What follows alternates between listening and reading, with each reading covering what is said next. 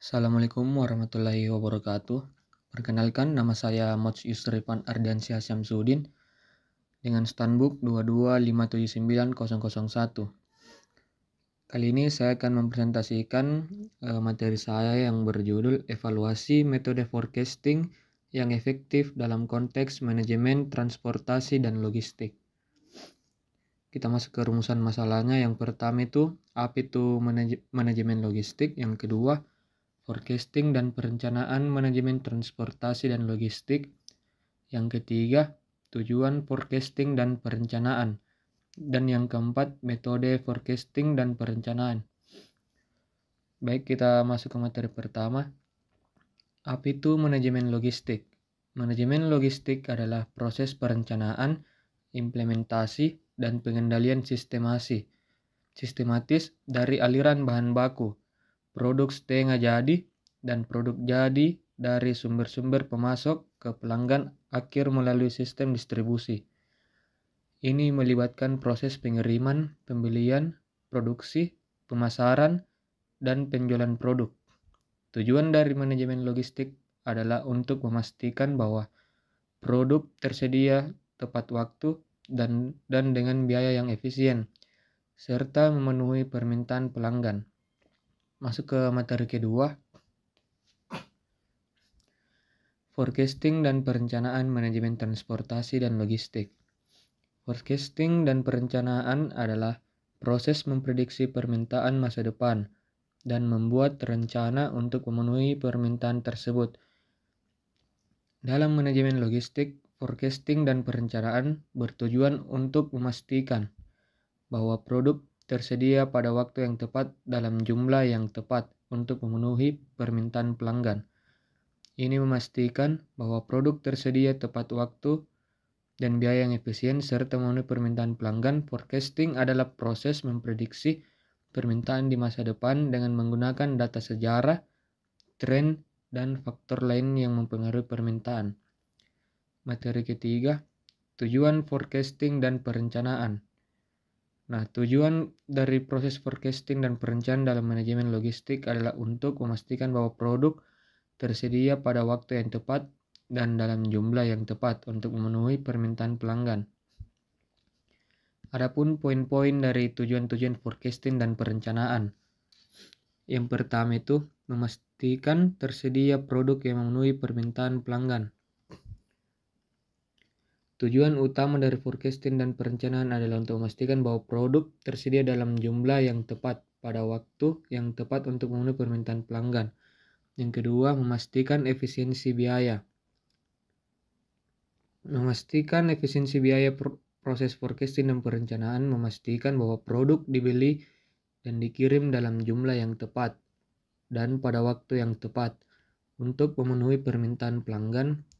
Ini memastikan bahwa biaya logistik tidak terlalu tinggi dan memastikan efisiensi biaya. Yang ketiga, memastikan keamanan persediaan. Proses forecasting dan perencanaan memastikan bahwa produk tersedia pada waktu yang tepat dan dalam jumlah yang tepat untuk memenuhi permintaan pelanggan. Ini memastikan bahwa persediaan tidak terlalu banyak atau tidak terlalu sedikit, sehingga memastikan keamanan persediaan. Keempat, memastikan ketersediaan produk.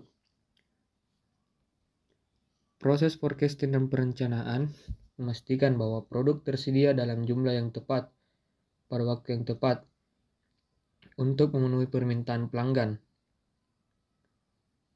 Yang kelima, memastikan kepuasan pelanggan. Memastikan kepuasan pelanggan.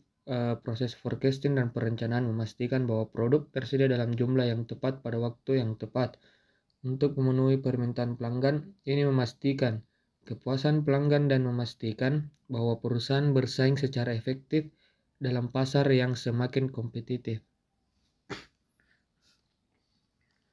Materi yang keempat, metode forecasting dan perencanaan.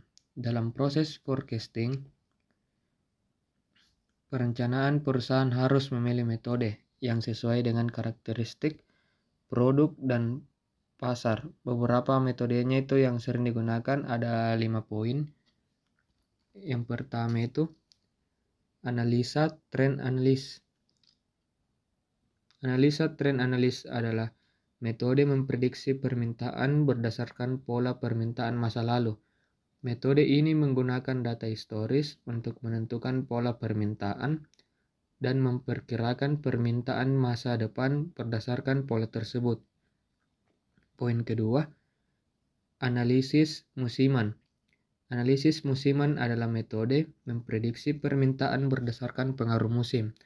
Metode ini menggunakan data historis untuk menentukan bagaimana permintaan berubah seiring dengan perubahan musim dan perkiraan permintaan masa depan berdasarkan pola tersebut. Yang ketiga, analisis regresi. Analisis regresi adalah metode memprediksi permintaan berdasarkan hubungan antara permintaan dan faktor-faktor lain yang mempengaruhi permintaan sehingga harga, promosi, dan tingkat pendapatan. Metode ini menggunakan data historis untuk menentukan hubungan antara permintaan dan faktor-faktor lain dan memperkirakan permintaan masa depan berdasarkan hubungan tersebut. Dan poin keempat, analisis peramalan. Sistem analisis peramalan adalah sistem atau metode memprediksi permintaan berdasarkan kombinasi dari beberapa metode yang berbeda. Metode ini menggunakan data historis untuk menentukan pola permintaan, faktor-faktor yang mempengaruhi permintaan, dan memperkirakan permintaan masa depan berdasarkan kombinasi dari beberapa metode.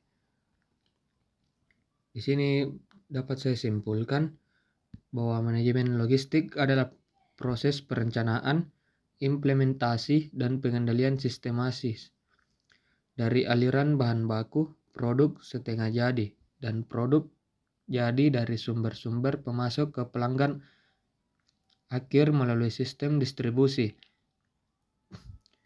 Dan forecasting dan perencanaan adalah proses memprediksi permintaan masa depan dan membuat rencana untuk memenuhi permintaan tersebut.